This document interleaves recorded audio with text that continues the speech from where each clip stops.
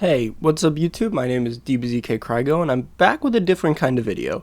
While this isn't the sort of content I usually make, this channel exists for me to discuss things I love, and I feel like music needs to be included on this channel as it is one of my greatest passions. That being said, I feel the first album I want to make a full review on is one of my favorites from last decade, the 2010s, Rodeo by Travis Scott. Travis Scott had a meteoric rise to fame after producing music alongside industry legends like Kanye West and Jay-Z, and after dropping two popular mixtapes in the first half of the 2010s, Owl Pharaoh and Days Before Rodeo. While I feel his music is rather lackluster on these two mixtapes, upon the release of Rodeo in 2015, Travis seemed to refine the aspect of his music that were appealing to so many in the first place. While his subsequent projects, Birds in the Trap Sing McKnight, Astroworld, and various side projects such as Huncho Jack Jack Huncho and Jack Boys, have they've still garnered him a lot of attention and have produced some great songs. I feel nothing Travis has released can top Rodeo. Rodeo kicks off with a high-energy banger in the form of Pornography. Label owner T.I. kicks off the album with a sort of epic narration that describes Travis's upbringing and hardships in life, portraying him as sort of a rebel that's angry against the world.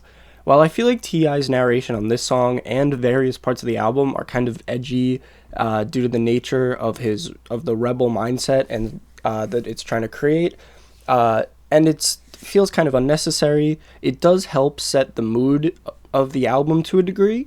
Travis's appearance on the song is a good introduction to the album, and it's a great transition from past projects to this one, as it combines elements such as his raspy vocal performance of old projects with the new, much tighter and enjoyable production that is seen throughout this entire album. While the song contains some cheesy lines like feeling animated, acting frozen, the song has a great high energy vibe that's a fun start to the album. The next song, Oh My Diss Side, is another great banger which kicks off the trend of a lot of the songs essentially being two loosely connected songs, with Oh My and Diss Side being almost like two songs, but with a great transition that makes it still feel like one longer song. While the lyrics on the song are nothing too deep, much like most of the album, the Travis, as well as a feature from Quavo from the Migos, deliver really great vocal performances combined with a really intoxicating, smooth trap beat. The next song, 3500, is another hard-hitting banger with a great hook performed by Travis. Travis is again using a more raspy voice, which similarly to Pornography sounds really good. The song is one of many produced by trap production legend Metro Boomin, who appears several times on the album. I think Travis and Metro often bring out the best in each other, as Metro's spacey, bass-heavy beats work insanely well with Travis's auto-tuned, almost robotic in a way, sounding voice. 3500 also features a pretty good 2 Chainz verse, where his delivery is pretty high energy. More surprising though, Future gives a very good performance on this track, as his auto-tuned voice really works well with the beat, and his flow is actually pretty good. The only major issue with the track is that it's way too long. The song itself is nearly 8 minutes long and features a pretty unnecessary instrumental outro that lasts over a minute and a half. The outro is very low-key and adds virtually nothing to the track. Wasted is one of the weaker songs on the album, but it is still enjoyable to listen to. I think the beat is a little repetitive, but it does maintain a pretty dark and gritty aesthetic that meshes well with the rest of the album. Juicy J drops a pretty solid feature verse, and Travis's flow is pretty entertaining at times, but again, not one of my favorite songs on the album. The next song, 90210, however, is one of the highlights on the album. The song is split up into two distinct sections, the first with a pretty straightforward performance from Travis, which paints his life as a celebrity, while juxtaposed with beautifully eerie singing from Casey Hill. The song feels almost lonely and portrays some of the most psychological issues Travis has in his daily life. After an engaging musical transition, the final 2 minutes of the song are nothing but Travis spitting bar after bar after bar, detailing topics like fame, family, and friends. Travis's flow is superior to most of his performances on any of his songs, and the song proves Travis has the ability to not just make hip-hop songs, but actually rap alongside some of his peers from this generation of artists. A true standout song in his discography. The next song, Pray for Love, continues a sort of eerie feeling with a minimal, synth-heavy beat, which combined with Travis's lyrics produces a sense of loneliness. The song also features some rare conscious lines from Travis, such as critiquing the media and how stations like CNN portray African Americans in this country. The Weeknd also makes a great appearance on the track with a high-pitched, heavy synth vocals that contribute to the lonely and eerie vibes of the song. While his vocals border on being robotic and his verse is a little longer than necessary, The Weeknd is a great addition to this great track. Nightcrawler follows Pray for Love and serves as a pretty straightforward, fun banger. While this track does not feel super unique, it feels like it still belongs on this album and is still a very fun listen. Sway Lee's vocals act similarly to The Weeknd's did in that they are kind of a higher pitch and they serve as great contrast from Travis's deeper register. Chief Keef also makes a great appearance on this track. It's pretty funny, and it's a pretty typical Chief Keef verse in which he's rapping about money, women, guns, and McDonald's.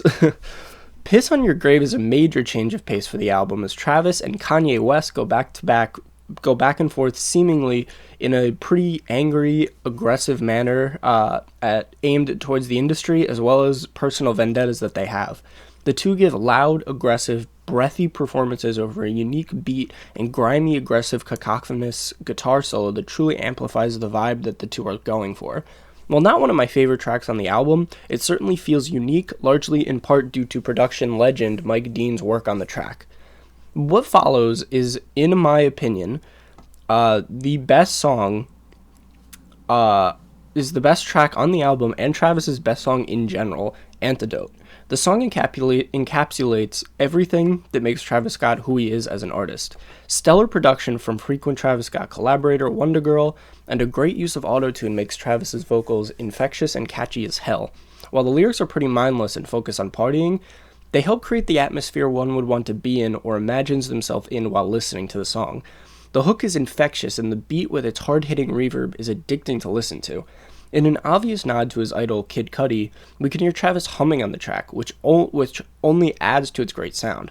While I'm honestly not a fan of Cudi's humming for the most part, I find that Travis's more sparing use and his better vocals in general make it more like a welcome seasoning to the track instead of an overpowering force. When you think that the song can't get better, Travis busts out a pretty hard-hitting verse at the end, which, like 90210, proves Travis can spit bars when he wants to. Overall, a perfect song. The next song, Impossible, serves as a more relaxed, low-key song to cool off the listener after the run of hard-hitting bangers. While I think out of context this isn't one of my favorite songs to listen to, in the context of the album, it really is a necessary cool-off. The slower tempo and deep pitch of Travis's voice allow the listener to seemingly also slow down while also feel inspired by the lyrics as Travis constantly talks about doing the impossible. Similarly, the next song, Maria, I'm Drunk, is another more low-key, somewhat nostalgic track. The song features an interesting, high-pitched sound filled with heavy autotune and reverb on Travis's voice that it kind of creates a weird trap ballad. Young Thug appears on this song doing what Thugger does and gives a weird off-the-wall verse with his wild vocals and crazy lyrics. Justin Bieber even makes an appearance on it, and it's actually good. His clean, high-pitched vocals serve as a good point of contrast to some of the darker moments of the song and of the album in general. Flying High follows and brings you back on this high-energy thrill ride of an album after a brief period of calm relaxation. Featuring production from Pharrell Williams and vocals from Toro y Moi, the song has this sort of bouncy feel to it that makes it impossible not to nod along to and even sing along. Next is the underrated banger, I Can Tell. The deep, bass-heavy beat is complemented by Travis actually singing on the track. While the lyrics are again very simple, the delivery is fun and enjoyable to listen to. There's a nostalgic aspect to the song as Travis touches upon his youth, his prospects, and even his fears of trying to get big. Apple Pie then comes in as the original closer to the album before 2 bonus tracks were added. The song features a fun, bouncy beat and some pretty synth-intensive sections that produce a pretty interesting combination of sounds. The song serves as a sort of narrative conclusion wherein Travis seems to be moving on from his reliance on family and handouts as he feels he has made it far enough to survive on his own. While Travis shows his love and appreciation of Houston, he acknowledges that it's time for him to survive on his own and survive off the name he makes for himself.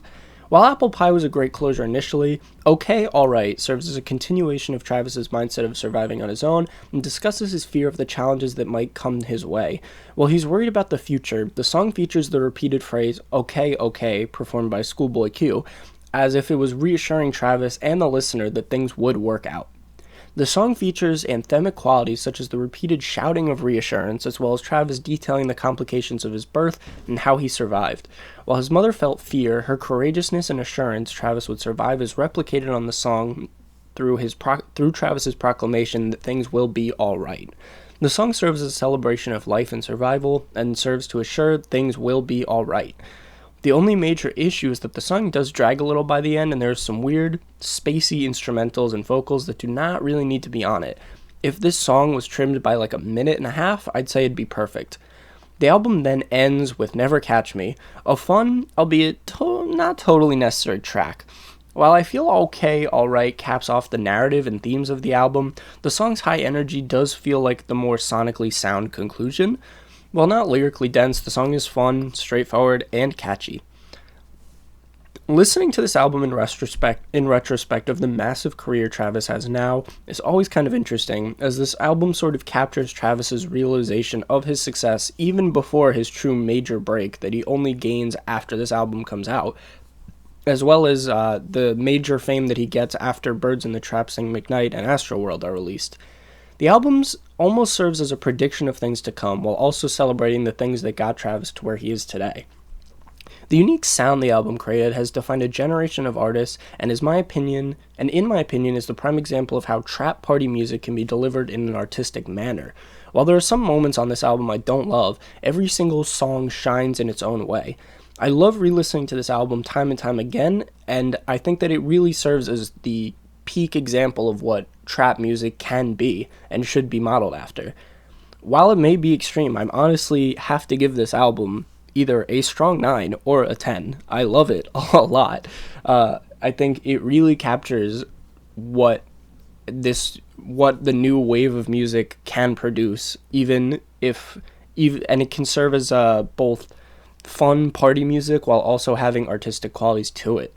I hope you guys enjoyed this review. I know this is different. I hope you guys liked it. Let me know what you think, and make sure to like, comment, subscribe.